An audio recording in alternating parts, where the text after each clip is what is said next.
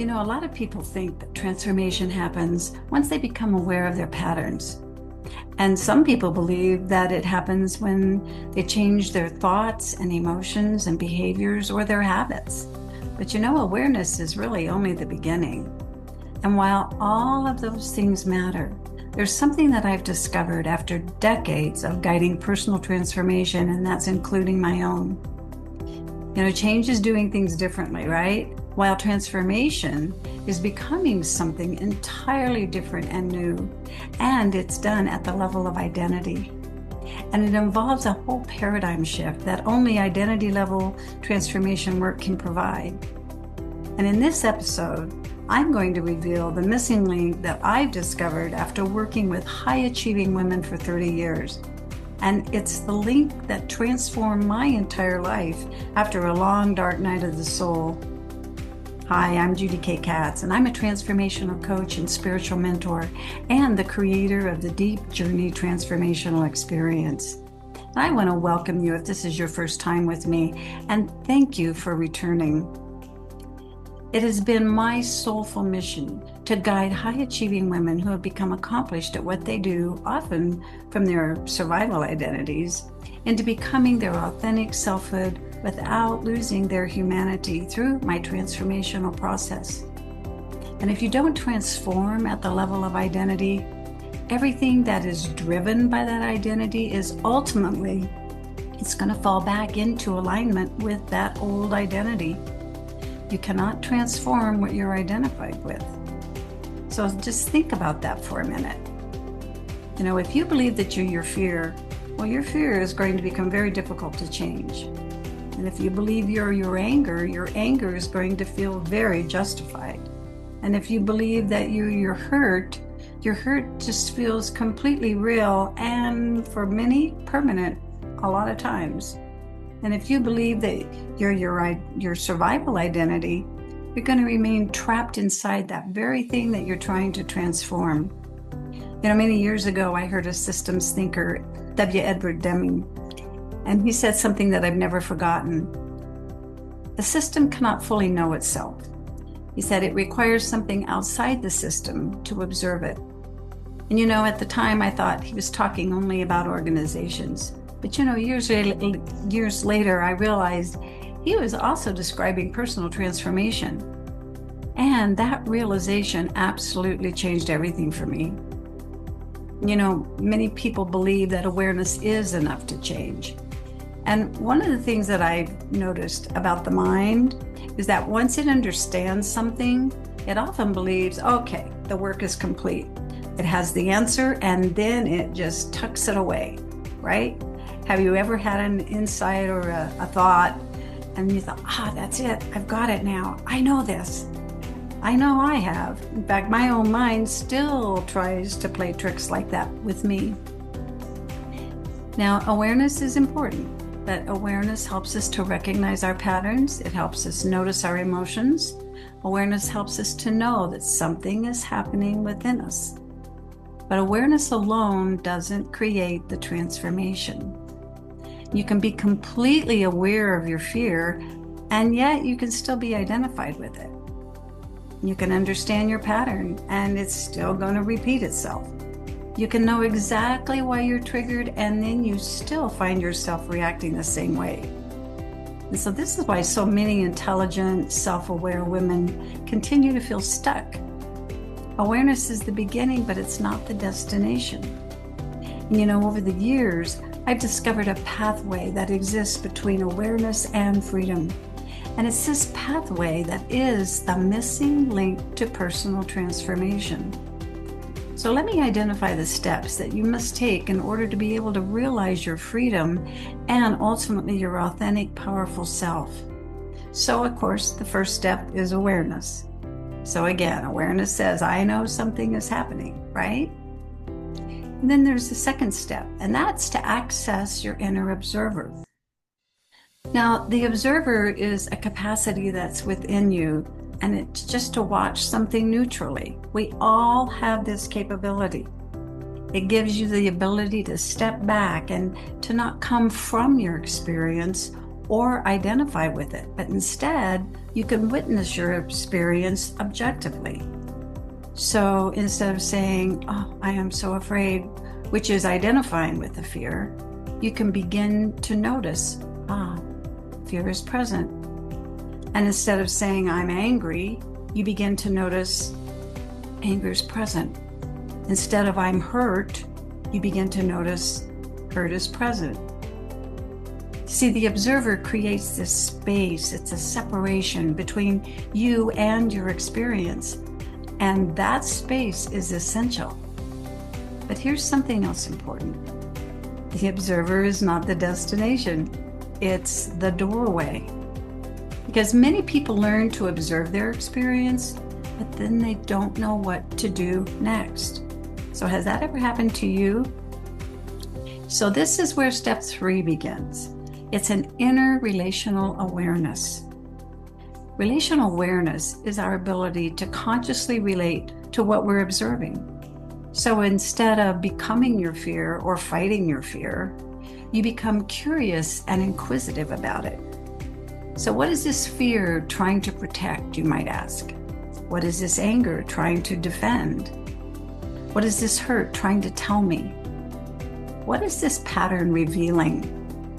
Now you're no longer trapped inside that system. You're no longer avoiding it either. You're in relationship with it.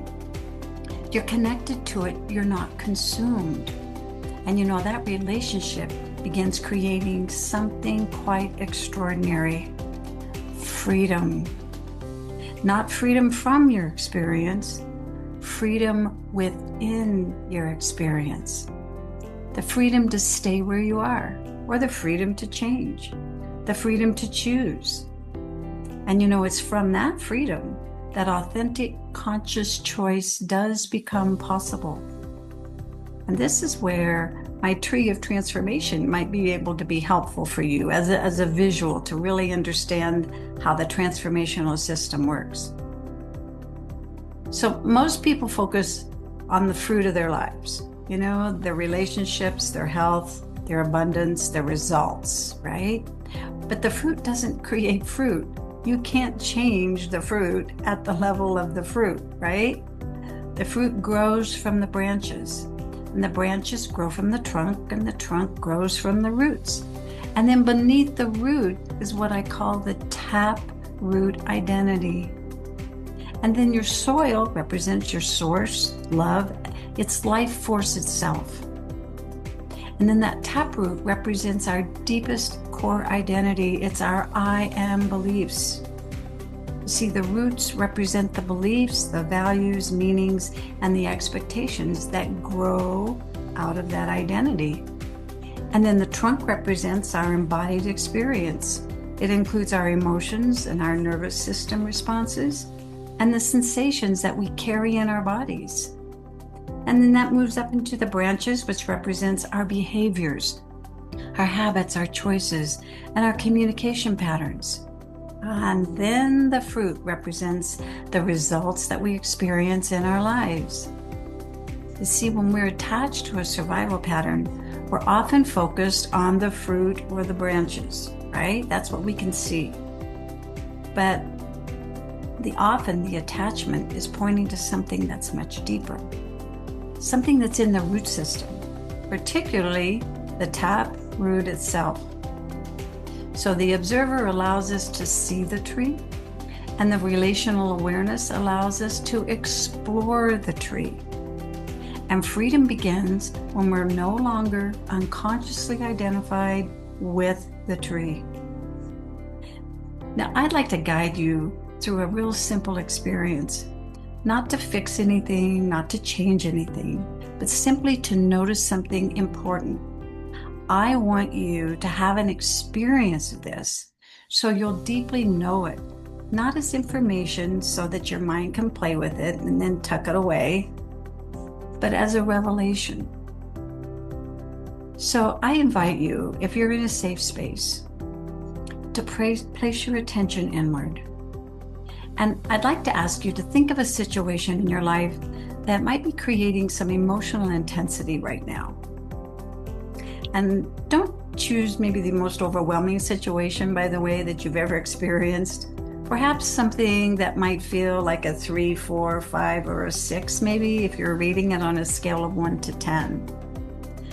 And now I want you to just notice what you're feeling as you think about this experience. And then notice where you feel it in your body. And then notice if there's any thoughts that are connected to this. And now I want you to take a slow, gentle breath. And then again, just another slow, gentle breath. And without trying to change anything, I want you to just simply acknowledge, I am observing. And this experience is here. Now, instead of saying, I am angry, try anger is present. Okay, instead of I am afraid, try fear is present. And instead of I am hurt, try hurt is present. And then just notice what happens. And again, the goal is not to make the feeling disappear. The goal is simply to notice whether even a small amount of space appears, because you're no longer resisting, you're just observing. And now you're going to do something really important. And maybe this is something that you've never done before. I'd like to offer you a simple litmus test that'll tell you how attached you are to your experience, okay? And it's one actually that's helped me, and it's helped many of my clients for years. So now I invite you to ask yourself this, on a scale of 1 to 10, if anger and frustration or resentment is present for you, then ask yourself, how strong do I need to be right? And be honest and just feel that in your body and rate that on a scale of 1 to 10.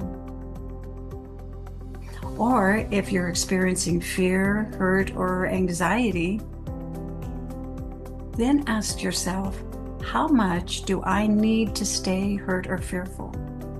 Now that might sound like a funny question, but if you get real honest and just feel inside, how much do I need my perspective to be validated?